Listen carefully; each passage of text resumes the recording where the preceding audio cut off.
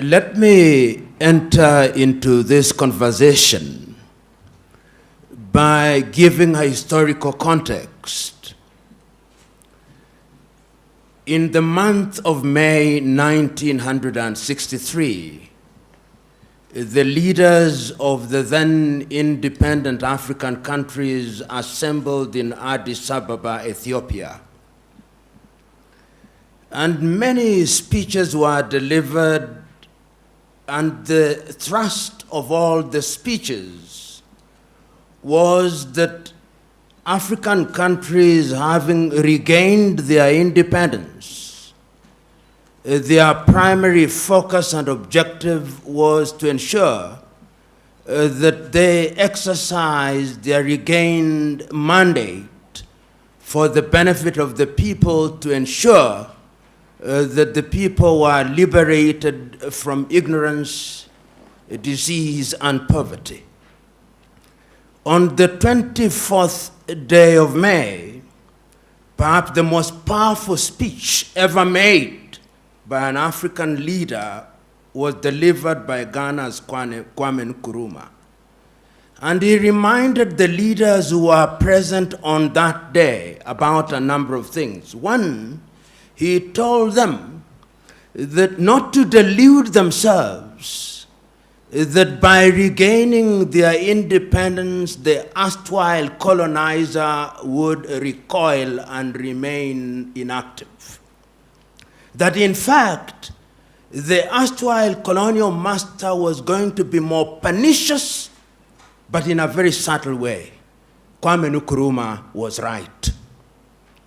He reminded his audience that going forward it was necessary and indeed urgent that Africans should begin to think as one whole, because if they remained in disunity, they would remain weak and vulnerable and therefore susceptible to manipulation. Kwame Nkrumah was right.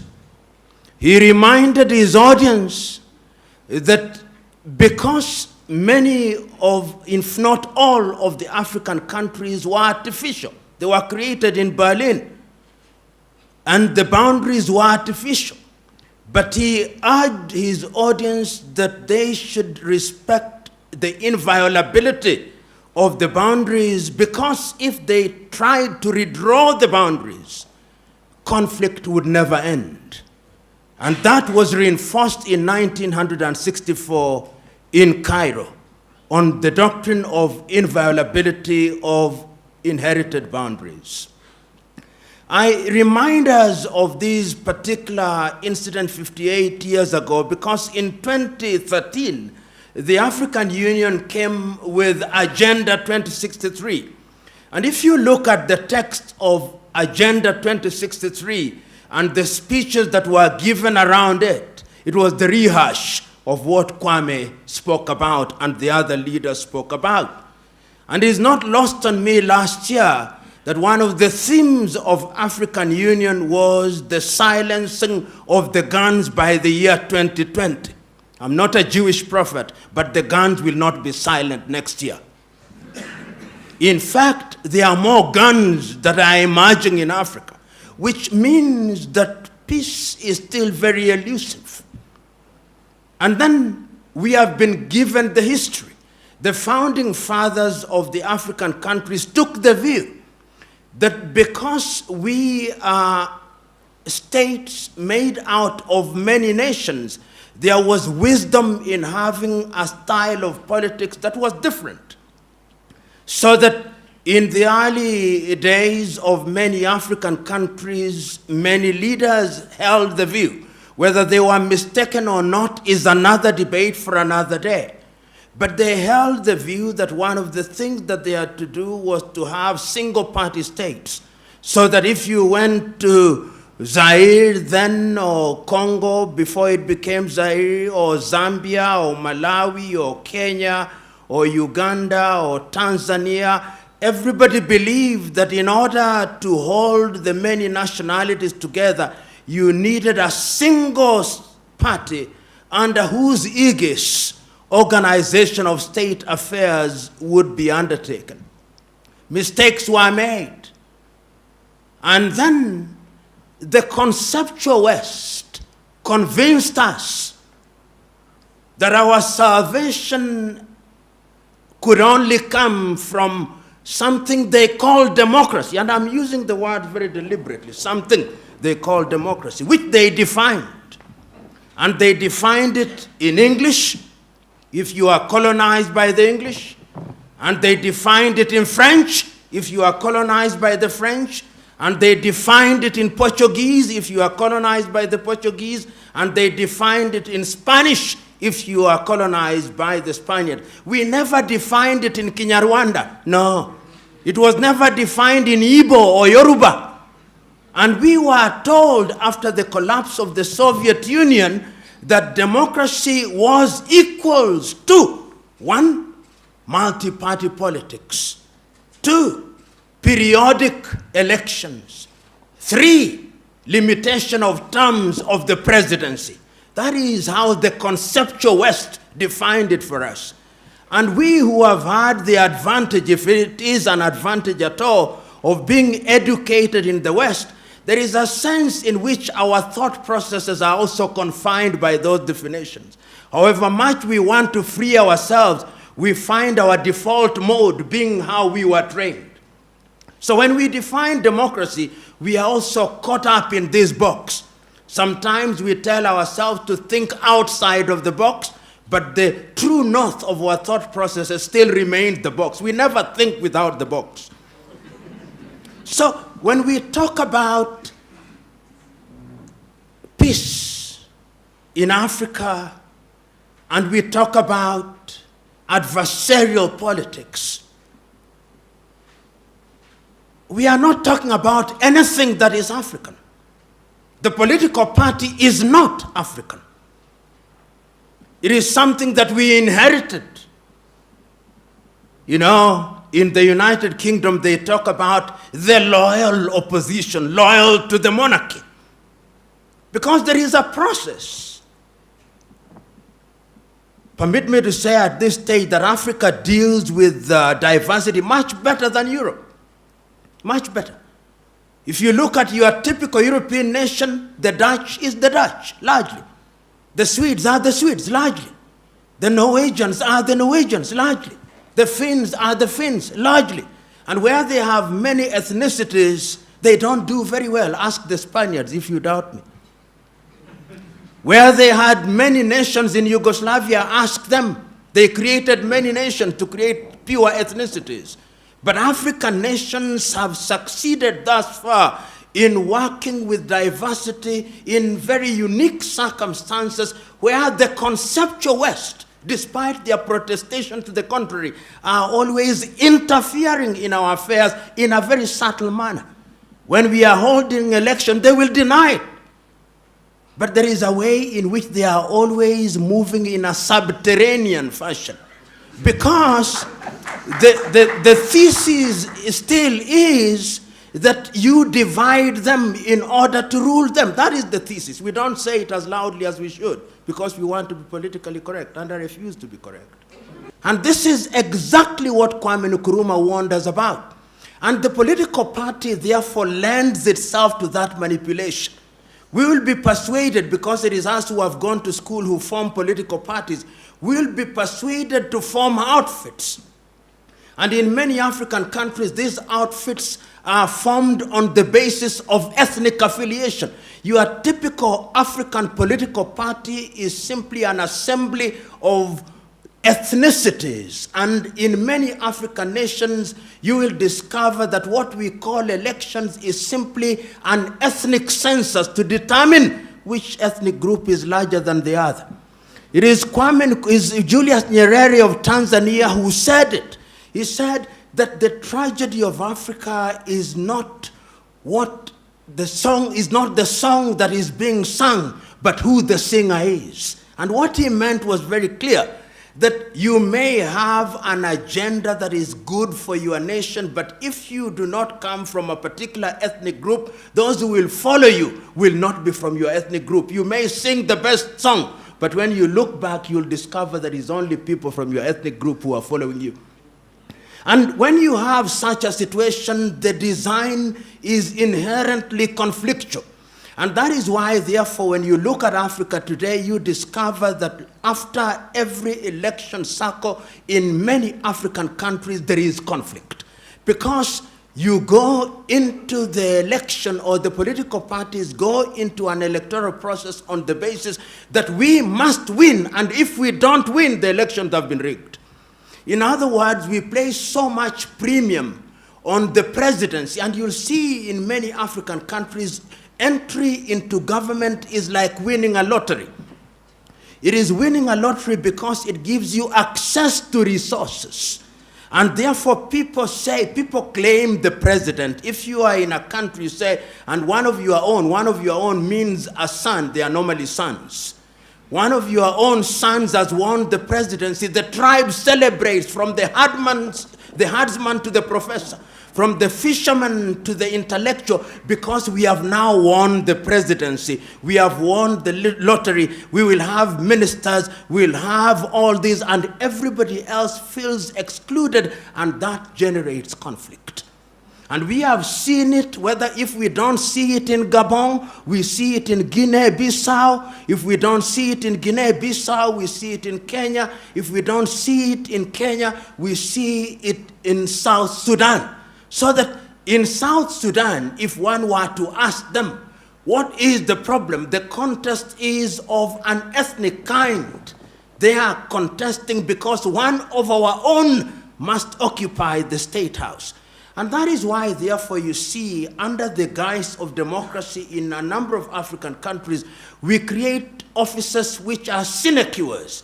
You will have a president, you'll have a deputy president, you'll have a second deputy president, you'll have a prime minister, first prime minister, first second prime, all those useless offices which make no sense, because you have to appoint people into those offices and give them a motorcade so that when they go to their villages, they look important.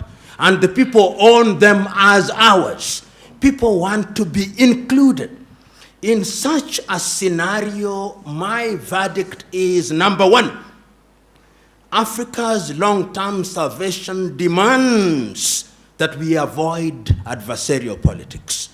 Africa's salvation demands that we define for ourselves what democracy means. And you said it very correctly, Professor, and the good friend from the United Kingdom, very correctly. What people want is to participate. What people want is to have a government that is accountable. Many people in many African countries simply want food on the table. Many people in many African countries simply want to have access to health care. Many people simply want good education. Young men and women in Africa simply want opportunities for innovation and invention. And they want a government that creates an environment where that can be achieved. And therefore, in my view, I think the time has come that Africa must define herself. One of the problems that we have in Africa is that we do not define ourselves. And permit me to annoy you. In many African nations today, after every election, whether we like it or not, we have observers.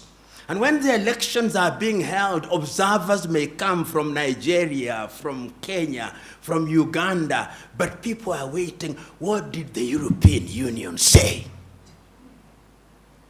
You know, this belief by us that the Europeans have a divine duty to tell us what to do, and we have a divine duty to accept to do what they say, is one of the problems that we have. And until the day that we liberate ourselves to decolonize our minds, in a manner of speaking, we are going to embrace the kind of politics that will only perpetuate conflict. Right now, as I move towards my conclusion, I simply want you to look at the map of Africa. And look at the map of Africa against the declaration that the guns might be silenced by 2020. And simply tell me, is there peace and calm in Niger? Is there peace and calm in Burkina Faso? Do you have peace and calm in Mali? Is it peaceful in Mauritania? Is it peaceful in Benin? Is it peaceful in Gabon? Is it peaceful in Cameroon? Is it peaceful in South Sudan? Is it peaceful in the Democratic Republic of Congo? Is it peaceful in Somalia? You look at the map of Africa and you look at that and you are being told through declarations that we are going to silence the guns in 2020. It's as if you are being told to go to Kigali, and meanwhile you have engaged a gear taking you to the Democratic Republic of Congo's border and you are on jet-like speed. This is why I think that it is incumbent upon us to remember one thing, that peace is not merely the absence of war. It is much deeper than that. That development is not building of skyscrapers in African cities, no. And that therefore, if we want to sustain peace and development, what we must look at are the human indices. I think the Bhutanese have got it right. What they call the gross national happiness index. These things that Europe tells us many useful things, but there are certainly useless things that they tell us. One of them is the thing called per capita income, that they take all the wealth, half of which is owned by 2 people, and then they divide it and say the per capita income is $800. And meanwhile, all other people are suffering. I'm submitting to us that time has come that we must define what development is. I want to go to a typical Rwandese village, and beyond peace, beyond the absence of war, I want to see peace at the dinner table. I want to see peace at the hospital and the dispensary. And I'm suggesting to us that politics defines all these. And one of the things that we must do, and Professor, I can't agree with you more, is that there is no one size fits all. There is no one size fits all. What works for Rwanda is not necessarily what works for Uganda. In 1984, the Ethiopians came up with a constitution which I think is the only one in the world that defines itself on the basis of ethnic identity, and even allows the ethnicities to secede under certain conditions. Whether it has worked or not, I think the jury is still out. But they recognize the fact that ethnicities are real. And if we continue to delude ourselves in Africa that ethnicities are unreal, we are cheating ourselves. Even the United States of America nowadays, when you hear them talking about the vote, they talk about the Hispanic vote. They talk about the black vote. They talk about the Caucasian vote. They are beginning to recognize that those blocks are critical. How then do you use them in a manner that is positive? Because look at the Democratic Republic of Congo with over 233 ethnicities. Look at Nigeria with over 200 languages. Look at Kenya with over 56. Look at Tanzania with 136 plus. These are the realities in the African nation. And I am convinced that going forward, number one, we need to have peace. But we will not have peace by declaring that peace will come and reign. We must do things that move us in the direction of attaining peace.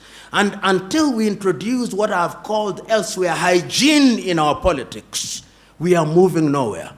And part of the introduction of hygiene is to recognize the environment and the context in which we operate. One of the areas in which we must move is to recognize that going forward, we are different nations in single states trying to create mega nations. And unless we have inclusivity so that people feel they belong. And I want to give this example. In Kenya, it happens, and I believe in other countries. When an individual is elected as a member of parliament, in many African countries, they have things they call homecoming parties. These homecoming parties is an attempt to demonstrate to the village by the newly elected member of parliament or newly appointed minister that we went to hunt. We have come back with a prize. That prize is membership in parliament or a ministerial post. Let us eat and celebrate. So that when you want to punish that individual, you are not punishing the holder of the office, but you are punishing the whole village. People own these positions.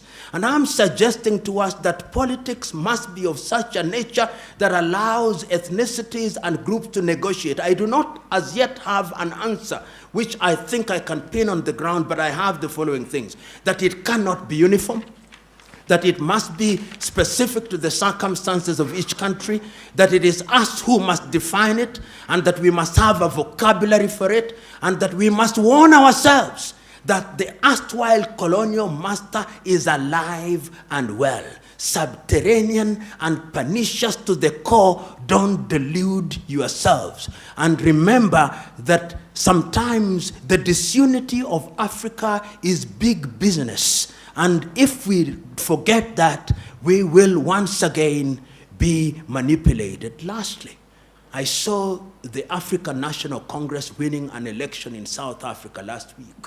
Not that it's a bad thing, but somebody sent me a clip that was very telling. It was a clip where all the celebrants were Chinese, and they were celebrating, "Hail African National Congress," Chinese in Johannesburg. That laughter suggests to me that you have understood my message. God bless you.